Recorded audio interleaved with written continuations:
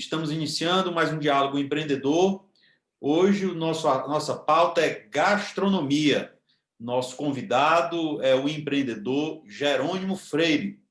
Ele recentemente tomou posse na presidência da Abrazel Cariri, que é a Associação de Bares e Restaurantes, que tem uma atuação nacional e tem a sua atuação regional, que é, no caso, na região do Cariri, importante região no estado do Ceará. A sua gestão será para os próximos 3 anos. Jerônimo é sócio da cafeteria Gava Café, tem 36 anos, é graduado em Direito pela Universidade de Fortaleza, Unifor, é pós-graduado em Direito e Processo Administrativo pela Universidade também de Fortaleza, Unifor, com MBA em Gestão Empresarial pela Fundação Getúlio Vargas. E atua também como consultor de negócios e também este ano assumiu uma grande missão como secretário de Desenvolvimento Econômico, Trabalho e Inovação da Prefeitura Municipal de Brejo Santo, também um município expoente na região do Cariri. Seja bem-vindo, Jerônimo, ao nosso programa. É um prazer recebê-lo. Olá, Jackson. Olá a todos vocês que estão nos assistindo aqui no Economic News. Muito feliz com o convite para a gente conversar sobre essa retomada aí. Tem muito assunto, tem muita coisa boa para a gente conversar e, claro, muita coisa para a gente também pensar e rever os nossos negócios. Enfim, vamos bater esse papo aí bem bacana. Com certeza. Lembrando para você que está nos assistindo, que ainda não fez a sua inscrição no nosso canal no YouTube, inscreva-se, para que sempre que disponibilizarmos novos conteúdos, você possa ser avisado. E também não esqueça de dar o seu like, para que mais pessoas possam receber o nosso vídeo e possa receber conteúdos de empreendedorismo, que é o futuro. Nós precisamos empreender para gerar mais emprego e renda, né, e receita para o nosso rico Brasil. Jerônimo, primeiro eu gostaria de lhe perguntar como funciona, que você falasse para os nossos telespectadores, como funciona o sistema Abrazel, né? O que a Abrazel representa e como é a sua atuação? Perfeito, Jackson. A Abrazel é uma associação sem fins lucrativos em que tem como principal objetivo trazer, unir, na verdade, o setor de bares e restaurantes, como um todo, o setor de alimentação fora do lar, em que você que tem uma empresa ou você que é administrador da empresa desse segmento, você pode se associar. E dentro da associação nós temos diversos benefícios, desde de consultas jurídicas, por exemplo, agora na pandemia cresceu muito o número de associados porque nós tivemos um grande apoio, um grande suporte à questão dos decretos, acompanhamento. E, claro, nosso principal objetivo é dar suporte ao setor. Lógico, obviamente, quem é associado tem diversos benefícios, desde redução de taxa de maquineta de cartão de crédito até consultas jurídicas. E, obviamente, um maior conhecimento do que está acontecendo no mercado de alimentação fora do lar. Então, nós servimos para apoiar, para estimular, para dar o suporte, para garantir o bom funcionamento da cadeia produtiva do setor de bares e do setor de bar e alimentação fora do lar, para que, de fato, a gente consiga superar esses desafios, principalmente agora nesse momento de pandemia e pós-pandemia, que a gente vai passar por grandes desafios ainda, já que a gente se encontra ainda em momento de pandemia, fala-se dos reflexos das eleições, fala-se do que está acontecendo no mundo, no país e, consequentemente, aqui na nossa região do Cariri e no estado do Ceará. Nosso programa vai ao ar todas as quartas-feiras. Esse é o motivo de existir da nossa... Tá. Nosso programa vai ao ar todas as quartas-feiras, às 20 horas, através dos canais web do Economic News Brasil e também através da nossa TV, através da BrisaNet, canal 176, através da TCM, TV a cabo de Mossoró, canal 16.6 e também através da Telecab, canal 94. Então, fique ligado toda quarta-feira às 20 horas. Bom, eu queria também citar aqui, né, que você foi o fundador da Associação dos Jovens Empresários do Cariri, em 2017, que é uma importante instituição de abrangência, inclusive, estadual, que tem a FAGES, presidida pelo meu amigo, jovem empreendedor, Yuri Torquato, que aqui eu gostaria de mandar um abraço, né, que é um amigo muito querido, e gostaria que você também abordasse agora qual a relevância dos empreendedores representados pela Abrazel para a região do Cariri. Jackson, a Abrazel, ela busca, não só a nível regional, mas a nível nacional, soluções para o nosso setor. Por exemplo, das instituições, das entidades que encabeçou a medida 936, que suspendeu aí a questão dos contratos de trabalho, foi a própria Abrazel. E na região do Cariri, a gente está buscando cada vez mais esse fortalecimento para dar suporte aos empresários. Então, o nosso setor, ele não tem ainda uma visibilidade no que se refere à questão de mídia, a questão, porque é muito pulverizado, porém é o setor que mais emprega no Brasil, é o setor de bares e alimentação fora do lar. É o setor também que dá muita oportunidade ao primeiro emprego, e, além disso, dá a oportunidade também do cara entrar, da pessoa entrar lá como garçom, como administrativo e ter seu próprio negócio. Então, essa relevância é que a gente quer demonstrar para a sociedade o quanto que é importante, economicamente falando, o setor de alimentação fora do lar, porque ele está integrado com o trade turístico. Ele é um grande pilar do trade turístico, que envolve a cadeia de hotelaria, que envolve a cadeia turística no sentido dos pontos turísticos, e aí, completando essa cadeia, obviamente, tem o setor de alimentação fora do lar. Bares, restaurantes, padarias, todo esse setor que envolve a economia, que movimenta muito do cenário econômico. Então, nós sofremos muito nesse momento de pandemia, porque tivemos que reduzir a nossa capacidade de atendimento, tivemos que respeitar todas as regras, passamos muito tempo fechado, e agora esse novo receio, né? Então, essa relevância para, de fato, dar o suporte. Muita gente ficou fechado porque não tinha um suporte jurídico, porque não conseguiu acompanhar a questão dos decretos, a questão da formalização dos próprios estabelecimentos. Isso é muito importante. Então, essa relevância, tanto política, mas política não de forma partidária, mas política para que a gente possa andar junto com toda a categoria, com todo o trade, mas que a gente consiga manter as nossas empresas abertas. Então, essa é a principal relevância. Hoje, o que nós buscamos como vamos fazer para reduzir o número de empresas desse segmento que vão fechar. Tem muitas que já fecharam, cerca de 40%, 30% a 40% de nível nacional fecharam. Muitas empresas que já quebraram, mas não sabem que quebraram ainda. Tem empresários que já quebraram, mas não assumem. Então, isso vai acontecer o quê? Vai ficar com dívidas, o desemprego vai aumentar nesse sentido, e aí toda a população acaba sofrendo com essa perspectiva.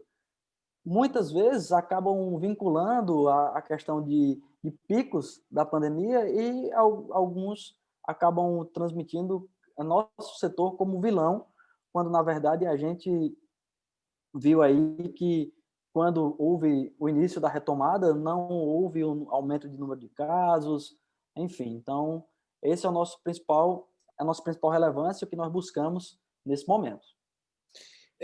Com certeza houve uma mudança no comportamento forçado dos consumidores, né?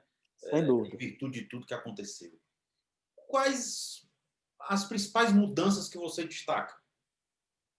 As principais mudanças estão no sentido de estar mais adaptado ao delivery, de consumir mais em casa mesmo, e escolher melhor os locais que você vai frequentar, né? Assim, aqueles locais que seguem mais as regras, aqueles locais que põem o álcool em gel, os locais que têm cardápios digitais. Enfim, o nosso consumidor ele acabou migrando também. Muitos estabelecimentos cresceram, mas muitos... Quem já tinha um delivery bem estruturado, em que já tinha sua operação voltada para o delivery, acabou tendo um grande desempenho. Mas quem ainda não trabalhava com delivery, ou que sua atividade não está, por exemplo, bares. Os bares eles servem para o encontro de pessoas. Então, você não vai, dificilmente, na verdade, até acontece, obviamente, Não tem mas como dificilmente funcionar você pelo vai... Zoom, não é para fazer um encontro de Você não pessoas, vai... né? Total, você não vai... E até acontece, tá? Mas não há um aumento do seu faturamento, por exemplo. E aí a grande preocupação, porque o público, muita gente, dependendo do público de cada estabelecimento, ele se adaptou mais rapidamente, mas tem público que não. Então, vamos lá, a gente tem uma cafeteria, a gente teve que criar diversos outros produtos, porque você não... Uma cafeteria é um local de encontro, que você vai para fazer reuniões, você Fazer vai confraternizar com negócio, os né? amigos, fazer negócios. Então, a gente acabou que iniciou o projeto de desenvolvimento de novos produtos. Hoje a gente tem presentes, hoje a gente tem camisas, hoje a gente tem um leque de produtos que dá a oportunidade de agregar ao nosso serviço principal, que é a cafeteria. Mas você imagine, você não vai, dificilmente vai vender cerveja, uísque ou petisco por delivery. Já o caso das pizzarias e empresas que já têm essa cultura de delivery, ficou mais, vamos dizer assim, suave essa transição. Mas já os clientes, em geral, eles tiveram que se adaptar, de fato, a essa questão do delivery e a gente vai ter que aguardar cada vez mais essa adaptação. Outra adaptação que já acontece muito também nas principais capitais, nas cidades de grande porte, é o autoatendimento. Aqui nós não temos muitas empresas que têm o autoatendimento, que aí o takeaway, né, que você vai lá, faz seu pedido, retira na loja para consumir em outro local. A gente não tem ainda um grande volume, mas que eu acredito que nos próximos anos a gente vai precisar desenvolver isso e adaptar a população a isso para ter menos contato, pelo menos nesse ano de 2021, aí, reduzir ainda um pouco o contato, porque a pandemia ainda não está controlada. Recentemente, o presidente da Brasel Nacional, em entrevista, ele disse que o comportamento diferente nas classes sociais tem sido um fator determinante, né? Por exemplo, nas classes A e B, o faturamento tem sido menor, em torno de 15% a 20% do que era. Quem atua no mercado onde contempla as classes C, D e E, tem encontrado algo em torno de 50% a 60% do faturamento, né? Ou seja, há muito mais medo de consumir e voltar ao normal nas classes altas que nas classes mais baixas, afirmou ele. Certo. Isso também tem sido detectado na sua região? Sim, isso tem sido porque a gente acredita, na verdade, não é um dado assim, é mais por observação, mais empírico, que a classe que tem Inclusive, diz maior... até que os estabelecimentos voltados à classe A e B, esses estabelecimentos, eles estão com mais receio de voltar ao que era, diferente dos outros segmentos, né, das classes sociais.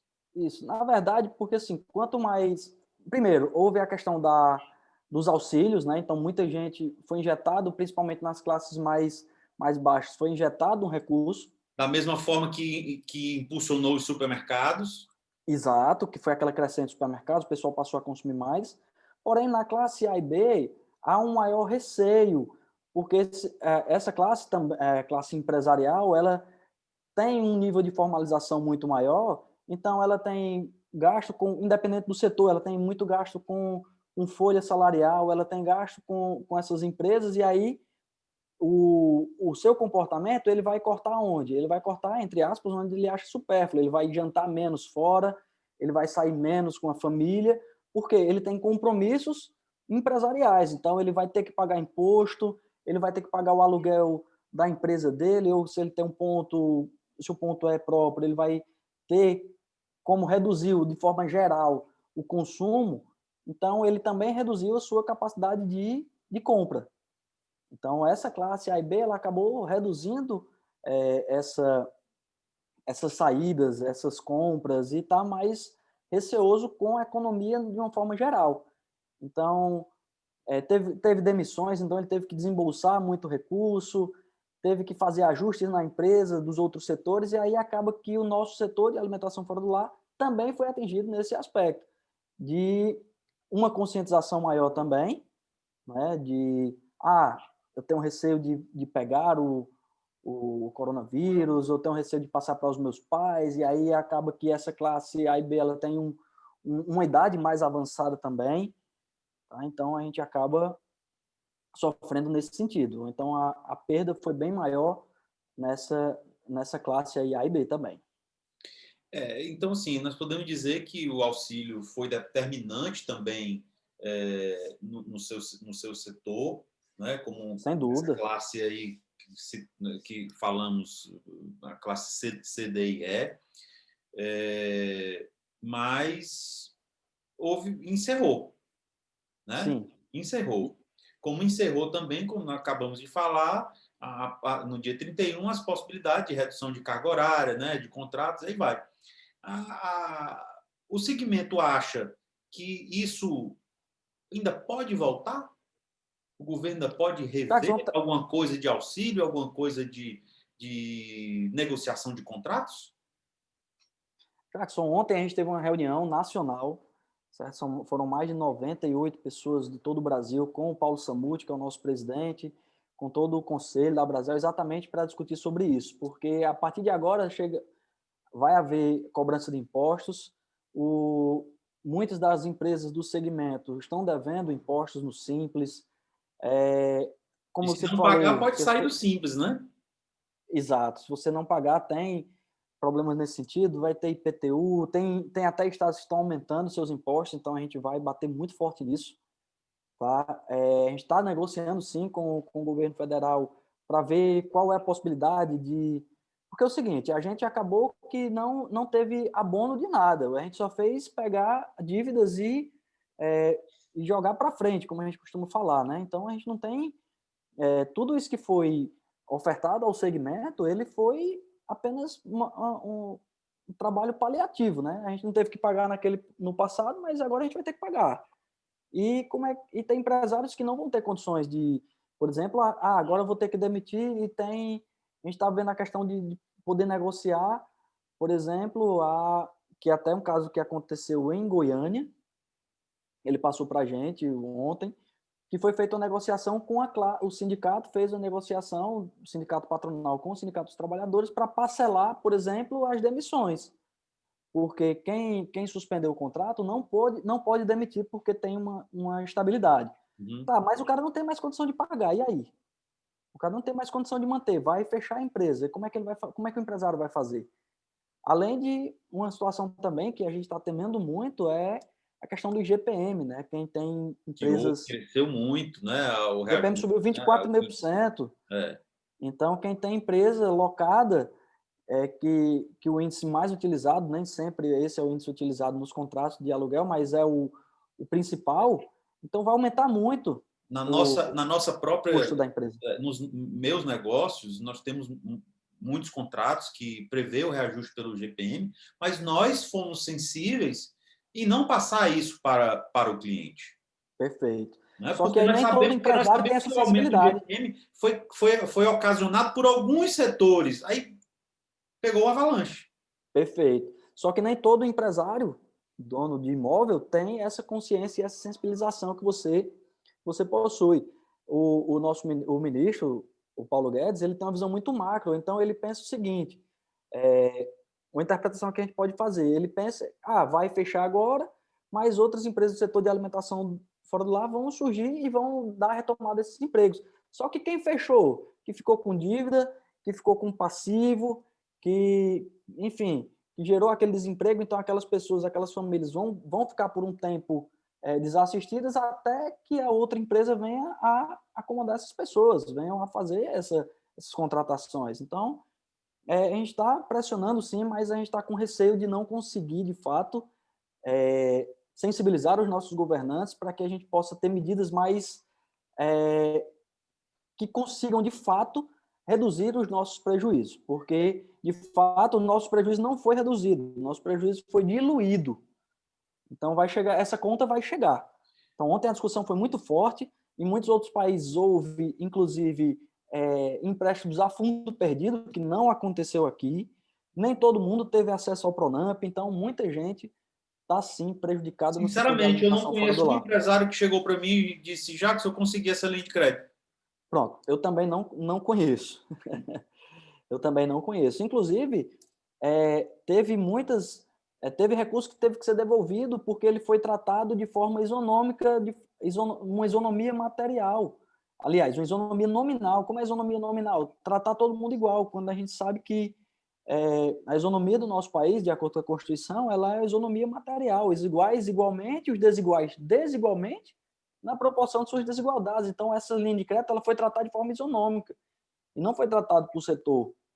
Então, o nosso setor, assim como o setor de festas, o setor de buffets, que faz parte também do trade turístico, de casamentos, etc., ele também sofreu um impacto muito, muito grande. Então, a gente acabou, a cadeia como um todo, ela foi muito, ela, na verdade foi não, né? A gente está sofrendo um prejuízo muito grande, a gente quer trabalhar esse otimismo, mas a gente fica muito receoso nesse É, sentido, de trabalhar com esse otimismo. inclusive ontem, o mercado foi pego de surpresa com a afirmação do presidente dizendo que o Brasil está quebrado, né?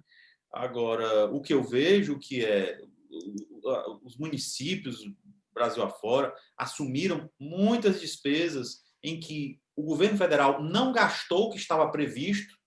Exato. Ele não gastou o que estava previsto para essa guerra, né? Ele segurou recursos e os municípios tiveram que gastar do caixa, né? E o que eu vejo é que o governo federal ele tem uma máquina muito inchada, onde ele pode reduzir a sua despesa e transferir essa redução de despesa para reduzir custo dos impostos, né? Para reduzir Sem o dúvida. custo das empresas, aonde eu não vejo o governo cortar na própria carne. Os empresários cortaram na própria carne, reduziram despesas, cortaram supérfluos, enfim, para se manter vivos.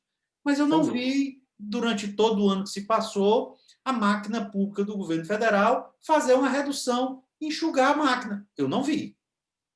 A gente não é uma luta assim.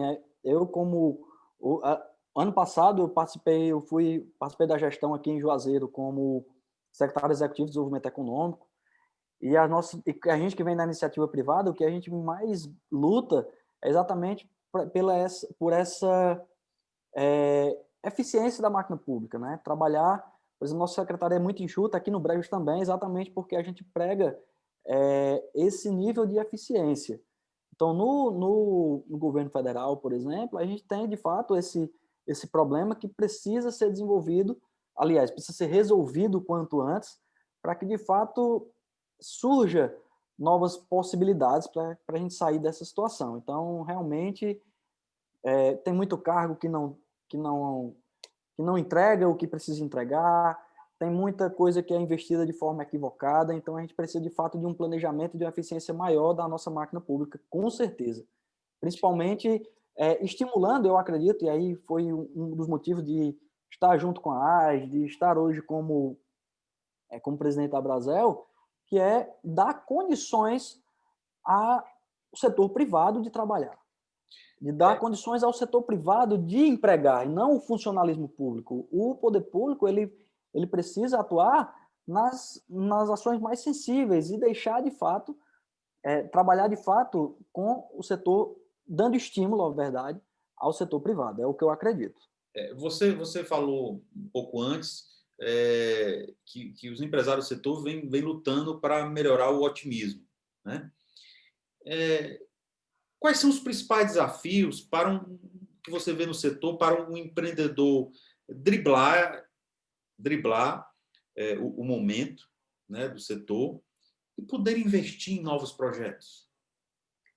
Jackson, eu acredito assim, que hoje o principal desafio é manter a porta aberta, não tem, manter o seu negócio funcionando. Então, acaba que muitas empresas, por falta de caixa, tiveram que demitir, e aí é uma cadeia é uma cascata de problemas. Vamos lá, ele teve que demitir, aí o atendimento dele perde qualidade, e aí na retomada o seu cliente que volta não tem o mesmo atendimento, porque ele teve que enxugar demais a folha.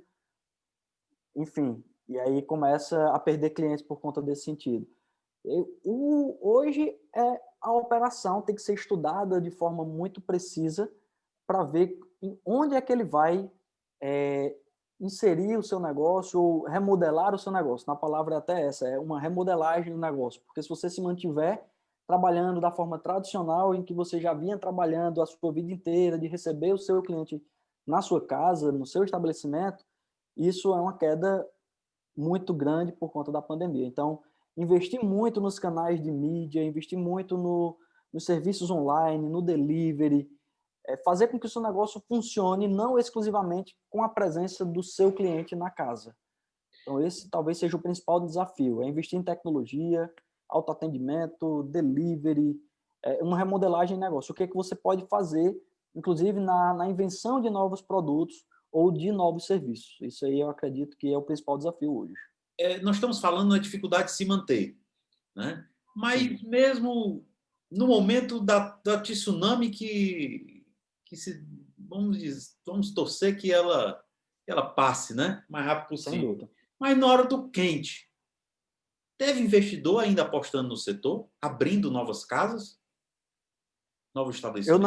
Eu não, sim, na verdade, o Juazeiro eu vi algumas casas sendo abertas. Às vezes tem gente que vai na Em- contramão, aposta e vai para cima, né? Tenta, às vezes, certas situações abrem oportunidades, né? Teve sim, no Juazeiro especificamente, eu, como assumi agora em janeiro, eu acabei não focando muito em Juazeiro e não estava atento a toda a região do Cariri, mas no Juazeiro teve sim empresas que abriram. Tem um local lá próximo à Lagoa Seca que abriram várias empresas, mas elas abriram porque já havia um projeto antes da pandemia, certo? Que estava em andamento, e aí o prejuízo seria muito maior não abrir. Eu não vi ninguém começando a desenvolver projeto nesse sentido de alimentação fora do lar na pandemia em si. Claro, houve muito delivery de pizzas, de sanduíches, mas de forma, como é que eu posso dizer, não Caseiro. formais. Pronto, Caseiro. caseiro, exato, não formais. Que é também é um concorrente muito desleal, né?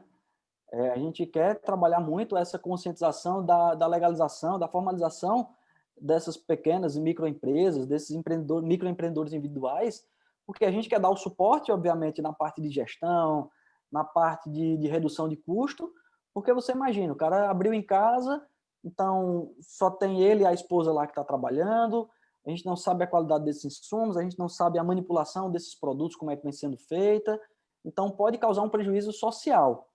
E aí ele vai conseguir ter um preço muito abaixo, porque ele não tem nenhum ônus, ele não paga imposto, ele não, ele não tem colaborador, ele não tem sistema de gestão, ele não tem nada em que faça, entre aspas, repassar para o consumidor.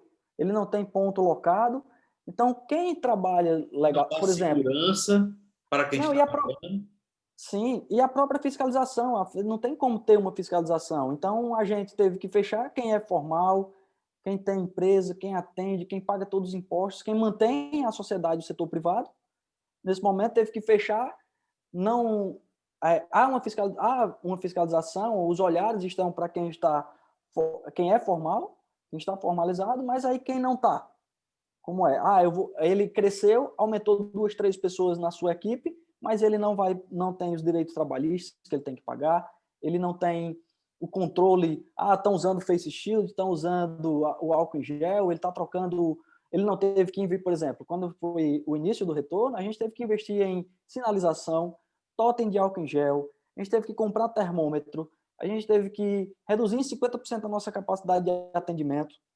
Então, olha aí o tanto que nós, formais, tivemos que investir, e aí, hoje, a sociedade está muito sensível a preço, né? Enfim, infelizmente, a qualidade, hoje, na verdade, até um equilíbrio entre buscar qualidade e preço, mas diante de uma situação como essa, com a redução, o pessoal vai buscar realmente preço, e aí a gente não consegue competir em preço com quem não tem nenhum nível nenhum ônus, vamos dizer assim, de ter uma empresa funcionando. Então, esse também é um dos principais desafios, né?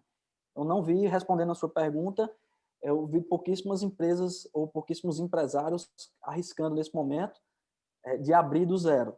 O que havia era, eu já estava pagando o aluguel da empresa fechada, eu já estou com uma estrutura pronta porque eu investi antes da pandemia, eu já tinha um projeto que já estava caminhando, e aí manter fechado totalmente é continuar perdendo recurso ou tendo apenas despesas sem nenhum tipo de receita.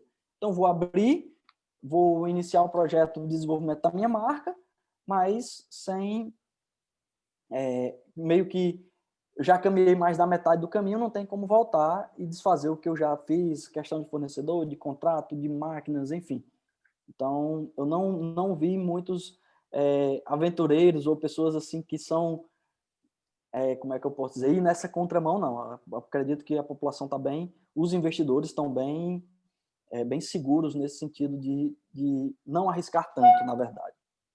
O Diálogo Empreendedor tem um apoio do SEBRAE, do Serviço Brasileiro de Apoio às Micro e Pequenas Empresas, e também do Sistema FIEC, né, da Federação das Indústrias do Estado do Ceará, e também da Rede Participar Brasil de Tecnologia, softwares de relacionamento.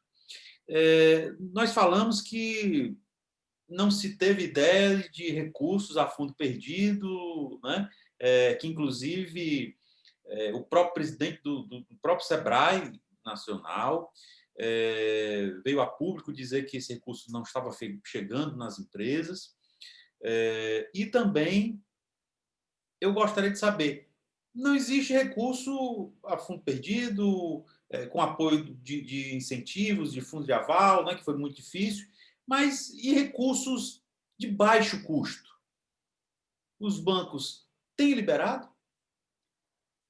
No final da gestão agora em Juazeiro, a gente recebeu muita demanda empresarial nesse sentido, que não estava conseguindo chegar, ter acesso ao crédito, principalmente a questão do Pronamp. O que foi que a gente percebeu? E às vezes não tem a custo zero, mas eu quero pagar, agora eu quero uma taxa justa, né? Pronto, assim, a gente sempre foi uma grande discussão no Brasil essa questão de taxa justa, né? Sempre houve... Mas nós temos o FNE, né? Nós temos aí Sim, vários fundos, né? Do FNE, do Banco Nordeste, com taxas aí que, recursos do BNDES, que isso que são pode. interessantes, são acessíveis. Né? Perfeito, Jackson. O grande problema que a gente percebeu e a gente diagnosticou nesse momento foi o nível de profissionalização das empresas. Tá? Assim, o empresário reclama muito também. Eu vou trazer aí a meia-culpa empresarial, tá? Que quando esses recursos a um custo mais acessível, a uma taxa mais justa, eles cobram muitos documentos de formalização, desde a questão do pagamento dos impostos, a questão dos dados cadastrais. A gente fez uma reunião com todos com os principais bancos lá do Juazeiro, BNB, Banco do Brasil, Caixa, e os gestores dos bancos, a principal, o que falta nas empresas para liberar ou para receber esses recursos são documentos. Desde a atualização de cadastro, desde Garantias, em alguns casos, e até garantias. projeção de faturamento. Como é que você vai fazer uma projeção de faturamento no momento desse? Pronto, também foi o grande desafio. Como é que o cara vai fazer? Exato, e como é que o cara vai dar o aval? Aí, como é que ele vai mostrar o fluxo de caixa dele dos últimos 6 meses, se ele teve uma queda aí de 40%, 50%, teve gente que teve muito mais do que isso. Então, os bancos acabaram tratando a liberação do empréstimo com as mesmas regras do passado, quando a empresa estava funcionando de forma adequada, de forma normal. Então, não tem como apresentar dados positivos, garantias de que aquele acesso que vai ser pago, na verdade, aquele risco da atividade. Então, de acordo com o risco, o banco faz o quê? Eleva a taxa de juros. Então, ficou realmente bem desafiador, tanto por falta de preparo do empresário, no que se refere à documentação, tá? Não é culpa só dos bancos, mas também as regras que os bancos estabeleceram são as mesmas regras do país funcionando sem a pandemia. Então, isso aí também a gente bateu muito, mas sem muito êxito. Virando a página, nós tivemos aí, no final do ano, a chegada do Pix. Sim, Né? Já tem um estudo de que forma o Pix pode impactar no setor, na diminuição do custo das formas de pagamento? na competição com os cartões de crédito, nas taxas de administração? Como vocês estão vendo a chegada dele? A Abrazel Nacional, a gente fez uma pesquisa sobre a utilização primeiro do Pix, para no segundo momento a gente possa ver quais são os impactos que isso vai trazer. Eu não entendi ainda um único ponto, porque eu recebi a mensagem do banco que eu utilizo, um dos bancos que eu utilizo bancos digitais e bancos tradicionais, mas tem lá, use o Pix por 2 meses gratuito. Aí eu não entendi, ainda estou querendo entender como é que vai funcionar esse desenvolvimento aí. Porque o Pix para a pessoa física, ele é gratuito. Isso. Para a pessoa jurídica, ele vai ter um custo. Pois é. E aí o custo a gente já tem. Por isso que eu não entendi. O custo a gente já tem com... Qual é a diferença do Pix para a pessoa jurídica com custo, se eu tenho os bancos digitais que não me dão esse custo?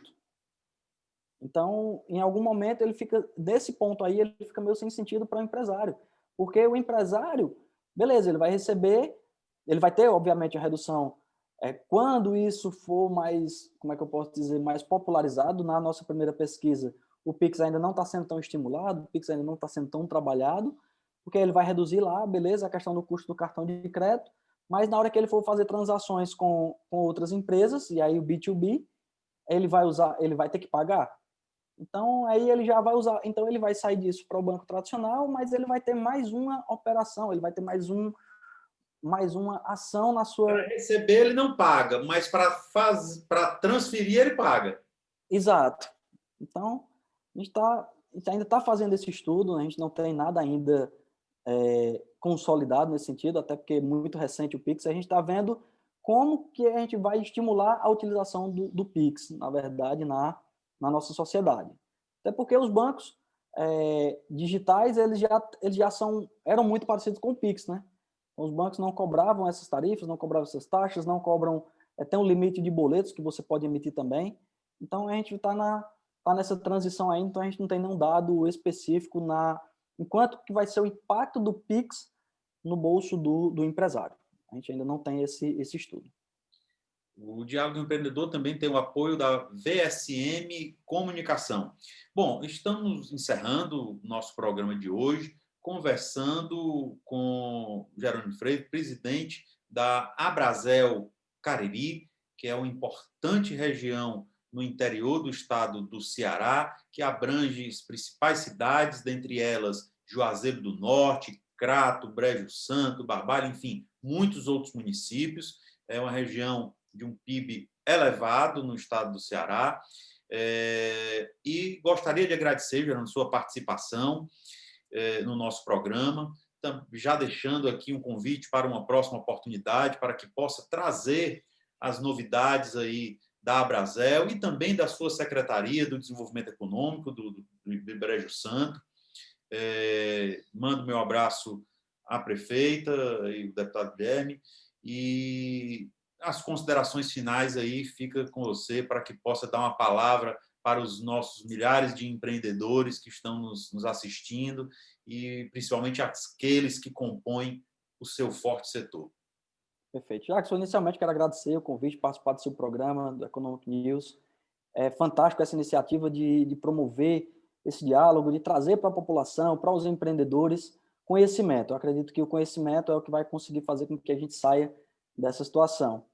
E, independente da situação, vamos ter esperança. Vamos continuar trabalhando, vamos continuar buscando. A gente vai, na Abrazel Cariri, nós vamos trabalhar muito forte a questão da política de parcerias. Nós vamos buscar cada vez mais reduzir o custo das operações dos nossos associados, dar esse suporte jurídico. Você que é do Cariri, que está nos assistindo, entre em contato com a gente na Abrazel Cariri para tirar dúvidas, mesmo que você não... Para se associar também, obviamente, porque a gente precisa unir cada vez mais o setor. O associativismo, para mim, é uma das principais saídas, porque uma voz só não vai conseguir... uma voz só não vai conseguir, de fato, reverberar os problemas, que são muitos, não só do nosso setor, mas hoje toda a sociedade está vivendo um grande desafio. Mas eu acredito sim que nós somos capazes de vencer estes desafios. Nós somos muito resilientes, nós, quando eu falo nós, o povo brasileiro, o caririense especificamente, é um povo muito trabalhador, o comércio, por exemplo, o PIB de Juazeiro, 90% é do comércio. Esse ano o Juazeiro aumentou o PIB, hoje o Juazeiro é o quarto maior PIB do estado, terceiro maior potencial de consumo, e nós vamos trazer isso também para o Brejo Santo. A gente vai fazer uma política muito forte de atração de investimento para o Brejo Santo, a geração de emprego e renda. Nós vamos focar muito nesse sentido para, de fato, ajudar a sociedade para tirar essa ideia de apenas do funcionalismo público. Nós queremos, de fato, gerar emprego e renda, fazer com que empresas invistam. Tem setores que podem ser muito bem aproveitados, não só o polo calçadista, mas outros polos que também a gente saiu uma matéria recentemente no G1, que Brejo Santo é o segundo polo na produção de leite do estado. Então, a gente tem uma bacia leiteira muito forte aqui, que a gente pode explorar muito isso. Então, esse é as nossas considerações finais. A gente acredita muito, claro, são muitos desafios, mas a gente tem muito para crescer com esses desafios. Temos aprendido muito, mas com certeza com muita resiliência, com muita esperança, a vacina chegando, a gente vai conseguir sim reverter essa situação e fazer com que nosso país e nossa região volte a crescer. O Brasil já passou por muitas outras crises, não igual a essa, né, que todo mundo está atravessando, mas nós conseguimos superar e, com certeza, como você disse, o brasileiro é resiliente, é batalhador, e nós vamos superar mais essa para ficar no nosso currículo, né? Sem dúvida, sem dúvida. Muito obrigado e até o nosso próximo programa. E em seguida, você confere o Aceleradores de Gestão com a nossa amiga Gabriela Bastos. Até lá!